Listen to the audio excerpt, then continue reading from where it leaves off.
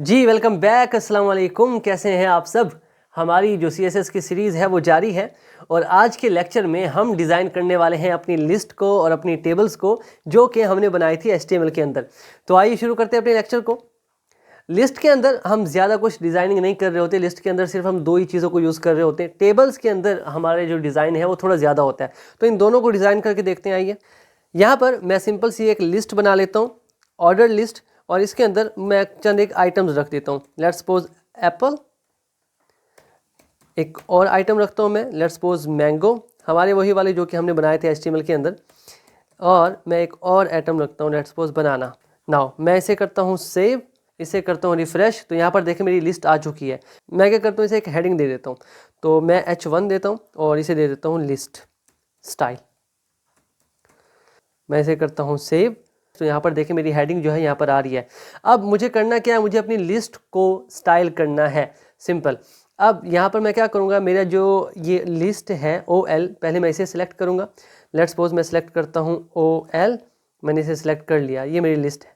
अब मुझे क्या करना है, इसके अंदर यहाँ पर देखिए बाहर मेरी लिस्ट है और लिस्ट के अंदर मेरा आइटम है LI। अब मैं उसे सिलेक्ट करूँगा तो हम क्या करते हैं, स्पेस डालते हैं और उसके अंदर लिस्ट आइटम को मैंने सिलेक्ट कर लिया।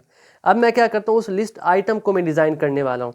तो हमारे पास सिर्फ दो ही प्रॉपर्टीज़ होती हैं, हम दोनों को यूज़ करने वाले हैं। सबसे पहले हमारे पास होता है लिस्ट स्टाइल टाइप।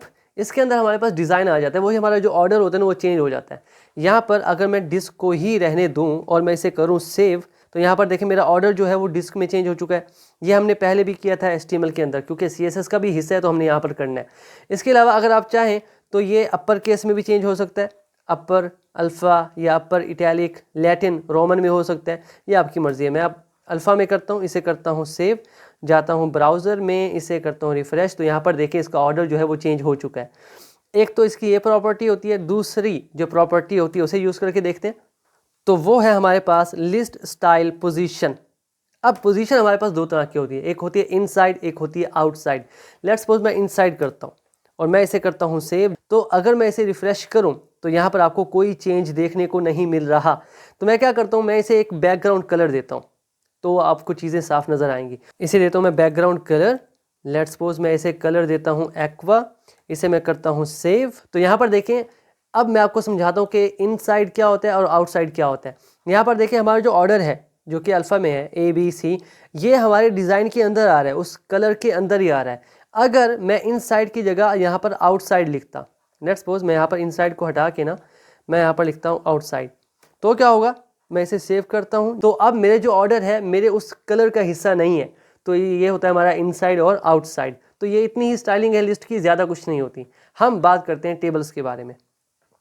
तो जल्दी से ना हम अपने इस यहाँ पर आके पहले मैं एक हेडिंग बना लेता हूँ H1 और इसे मैं नाम दे देता हूँ लेट्स सपोज टेबल का।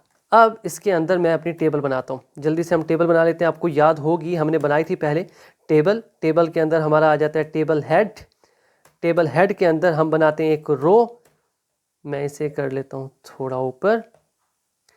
रो के अंदर हमारा टेबल हेड में एक डाटा आ रहा होता है। लेट्स सपोज मैं लिखता हूँ स्टूडेंट, और उसके बाद अगेन एक और हेड बना रहा हूँ मैं, उसके अंदर मेरा आ रहा होगा दूसरा column which is roll number. ये हमारा हेड का पार्ट मुकम्मल हो गया। अब मैं जाता हूँ टेबल बॉडी के पार्ट में। टेबल बॉडी के अंदर मैं क्या करूँगा, अगेन मैं एक और रो क्रिएट करूँगा।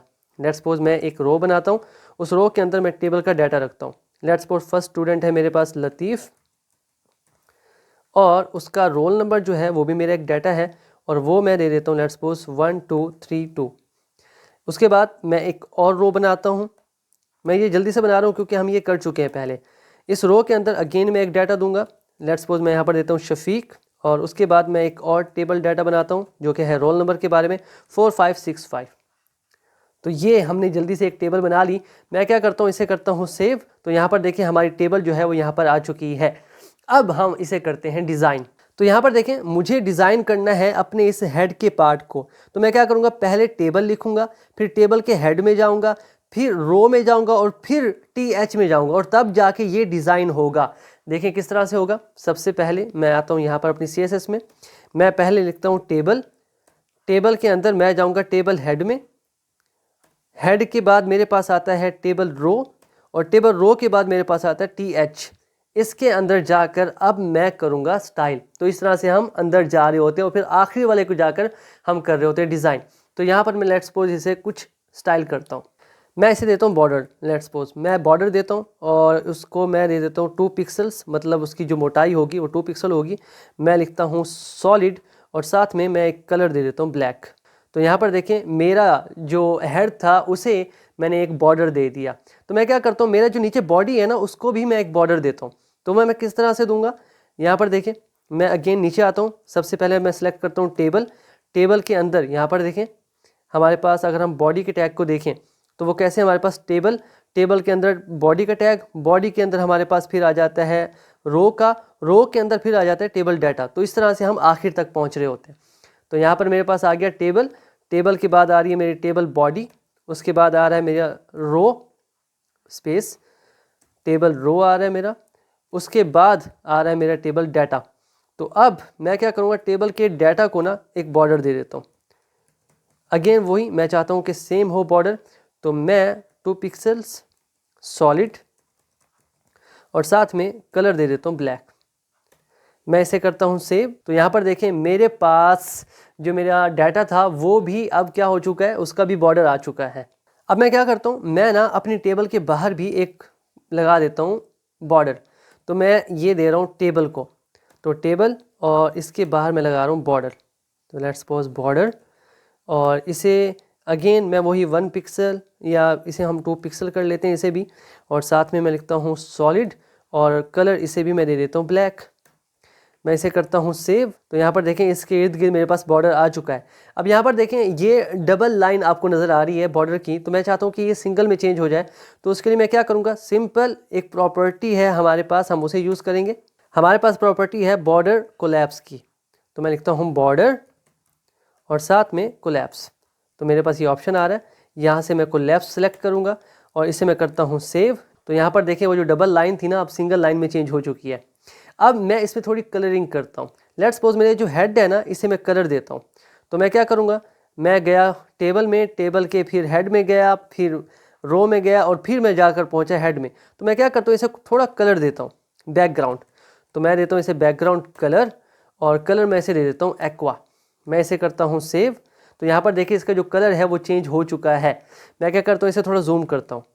तो यहाँ पर देखिए इसका जो कलर है वो चेंज हो चुका है। अब मैं क्या करता हूँ, थोड़ा और इसमें डिज़ाइन करता हूँ कि मेरे पास जो बॉडी है ना उसको भी मैं थोड़ा कलर दूँ। तो मैं इसे बैकग्राउंड कलर देता हूँ। लेट्स सपोज मैं इसे कलर देता हूँ टोमेटो।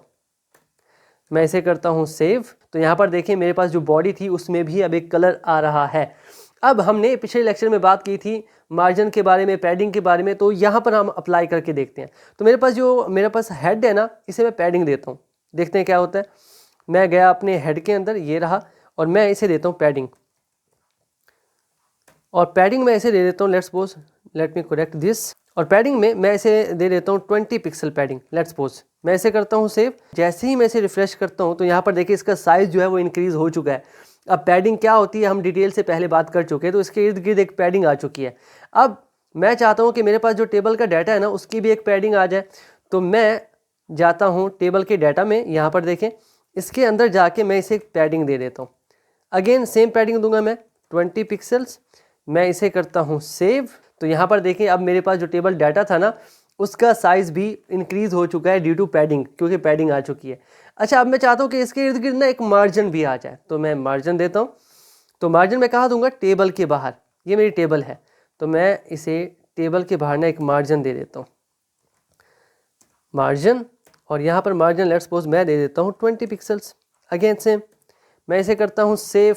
तो यहाँ पर देखिए इसके इर्द गिर्द एक मार्जिन भी आ चुका है। अब यहाँ पर ना इसे कंप्लीट करने के लिए मैं एक कैप्शन लगाता हूँ जो कि हम यूज़ किया करते हैं।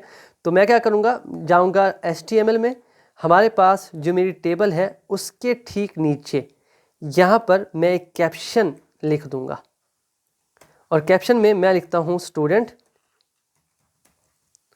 डाटा। मैं इसे करता हूँ सेव। तो यहाँ पर देखिए हमारे पास कैप्शन आ चुका है। मैं चाहूँ तो इस कैप्शन को भी पैडिंग दे सकता हूँ। तो हम जाते हैं अपनी लिस्ट में, CSS में। अब यहाँ पर मैं क्या करूँगा, मैं एक अलहदा से एक और टैब बनाऊँगा। मैं लिखूँगा टेबल। पहले मैं टेबल में गया, फिर टेबल के अंदर मेरे पास कैप्शन है, फिर मैं कैप्शन में गया, अब मुझे कैप्शन को चेंज करना है तो मैं कैप्शन को पैडिंग देता हूँ। लेट्स सपोज मैं इसे पैडिंग दे देता हूँ 20 पिक्सल्स। मैं इसे करता हूँ सेव। जैसे ही मैं इसे करता हूँ रिफ्रेश, तो यहाँ पर देखिए मेरा जो टेक्स्ट था कैप्शन का उसमें भी पैडिंग आ चुकी है। आप चाहे तो इसका फॉन्ट साइज थोड़ा बड़ा कर सकते हैं, वो आपकी मर्जी है। तो इस तरह से हम अपनी लिस्ट और टेबल को डिज़ाइन कर रहे होते हैं। इसमें और भी चीज़ें हैं, वो आप खुद से एक्सप्लोर करें ताकि आपकी एक्सप्लोर करने की जो काबिलियत है, एबिलिटी है, वो इंक्रीज़ हो। तो आप हमारा चैनल सब्सक्राइब कर लीजिए। आज के लिए इतना ही, मिलते हैं आपसे नेक्स्ट क्लास में। तब तक के लिए keep connected and keep coding. Thank you.